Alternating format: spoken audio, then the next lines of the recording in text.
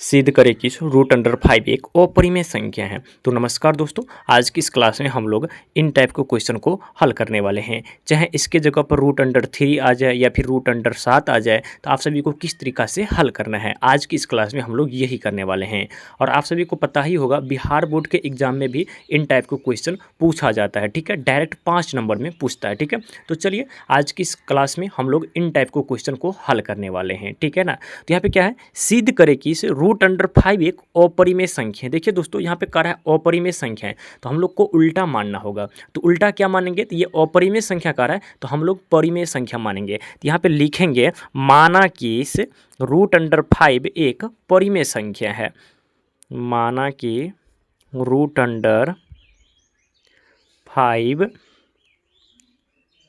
एक परिमेय संख्या है।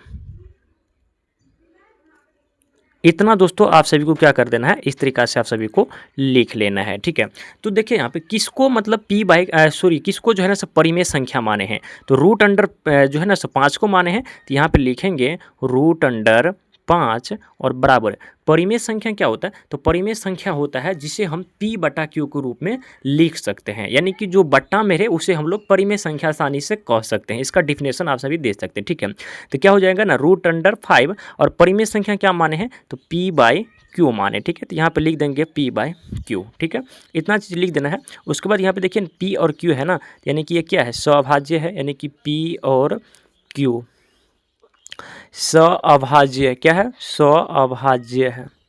तो सअभाज्य क्या होता है, तो सअभाज्य का मतलब होता है P और Q, तो दोनों का HCF एक होना चाहिए। क्या, दोनों का HCF जो है ना एक होना चाहिए। ठीक है, तो हम माने हैं P बाई Q। ठीक है, और P बाई Q क्या है, तो वह है सअभाज्य संख्या। तो सअभाज्य संख्या क्या होता है, तो जिसका HCF यानी कि एक हो, जो P और Q इसका HCF क्या हो, एक हो, यानी कि मौसो एक हो। ठीक है, चलिए अब आगे बढ़ते हैं। इसके बटे में नहीं कुछ है तो यहाँ पे दे देंगे 1। ठीक है, अब यहाँ से कर देंगे कोना कोनी गुना, तो P के हम 1 से गुना करेंगे तो यहाँ पे आ जाएगा P, और उसके बाद यहाँ पे रूट अंडर 5 को Q से गुना करेंगे तो ये आ जाएगा रूट अंडर 5, और यहाँ से आ जाएगा ये Q आ जाएगा। अब देखिए यहाँ पे रूट लगा है। ठीक है, तो इसको हटाने के लिए हमको क्या करना होगा, दोनों तरफ वर्ग करना होगा। ठीक है, एक तरफ करेंगे तो वो तो होगा नहीं, तो हम लोग क्या करेंगे, दोनों तरफ वर्ग, ऐसे लिखेंगे दोनों तरफ वर्ग करने पर, क्या, दोनों तरफ वर्ग करने पर। ठीक है, तो अब क्या करेंगे, तो दोनों तरफ हम लोग वर्ग कर देंगे। ठीक है, तो दोनों तरफ वर्ग करेंगे तो ये क्या हो जाएगा, ये हो जाएगा P स्क्वायर।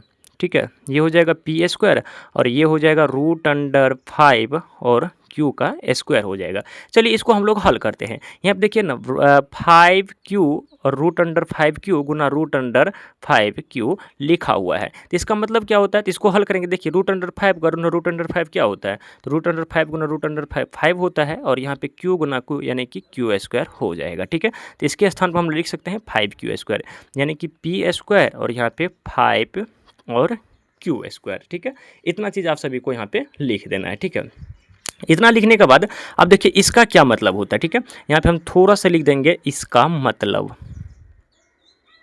देखिए मैं आपको आसानी तरीका से समझाते चलता हूँ। ठीक है ना, अगर आप सभी अस्थिर से अगर वीडियो को देखेंगे, सारे क्वेश्चन अच्छे से समझ में आएंगे। देखिए यहाँ पे क्या है, P स्क्वायर, यहाँ पे 5 है ना, तो इसको हम यहाँ पर अगर दे देते हैं, इसके बटे में आ जाएगा, यानी कि P स्क्वायर क्या है, 5 से विभाजित है, यानी कि इसमें भाग लग सकता है। ठीक है, तो यहाँ पे देखिए ना P स्क्वायर जो है ना, P स्क्वायर अगर 5 को हम यहाँ दे देते हैं तो क्या है, P स्क्वायर जो है ना सब 5 से भाग लग रहा है, और जो अकेला P है ना वो भी क्या करेगा, 5 से भाग लगेगा। अगर P स्क्वायर 5 से विभाजित है मतलब भाग लग रहा है, तो जो अकेला P है वो भी क्या होगा, 5 से भाग लगेगा। ठीक है, तो इस तरीका से यहाँ पे लिखना होगा P स्क्वायर, क्या, ये जो P स्क्वायर हो ना, P स्क्वायर जो है ना वो 5 से विभाजित है, क्या है, वह विभाज्य है। यहाँ पे लिख देंगे P स्क्वायर 5 से विभाज्य है। ठीक है, तो अर्थात जब P स्क्वायर जो है ना, P स्क्वायर अगर 5 से विभाजित होगा तो अकेला P भी ना 5 से विभाजित होगा, तो यहाँ पे लिखेंगे P भी जो है ना, क्या, P भी जो है ना 5 से विभाज्य है। क्या है, 5 से विभाज्य है, विभाज्य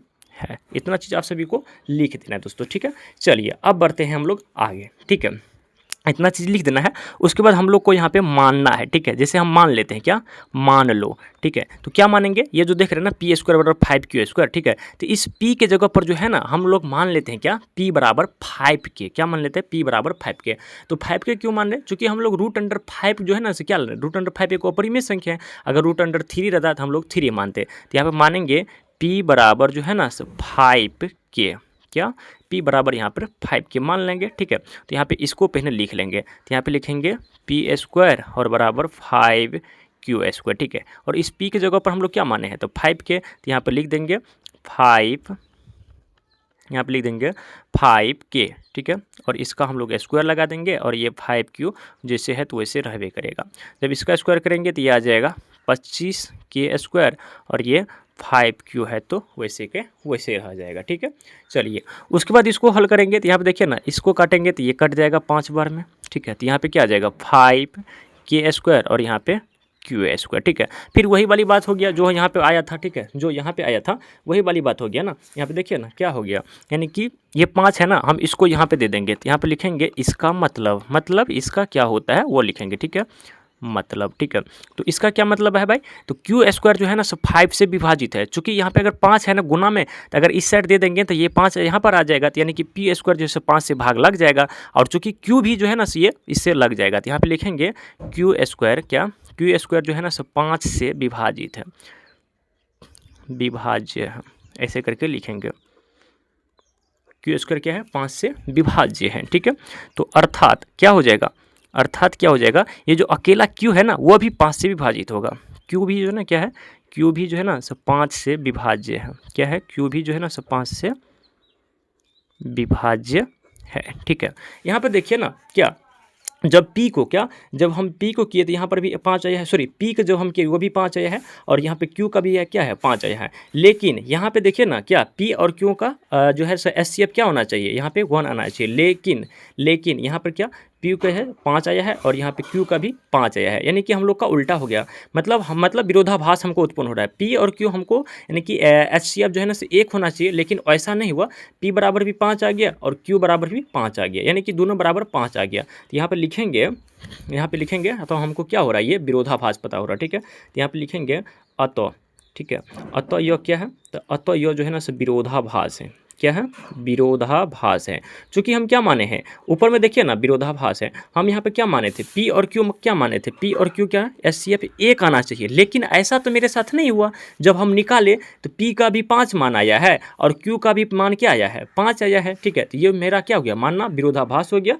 तो इसीलिए √5 क्या, इसीलिए √5 एक जो है ना अपरिमेय संख्या क्या है, तो अपरिमेय संख्या है। √5 क्या है, तो अपरिमेय संख्या है, ठीक है दोस्तों। तो इस तरीक़ा से आप सभी आसानी से सिद्ध कर सकते हैं, ठीक है ना। आप सभी को 1 नंबर भी नहीं कटेगा, ठीक है। उम्मीद करते हैं आप सभी को ये वीडियो पसंद आया होगा। तो प्लीज़ आप से वीडियो को लाइक ज़रूर करेंगे और चैनल पर पहली बार आएंगे तो चैनल को सब्सक्राइब करके और एक छोटा सा प्यारा सा कमेंट भी जरूर करेंगे। Thank you so much, love you.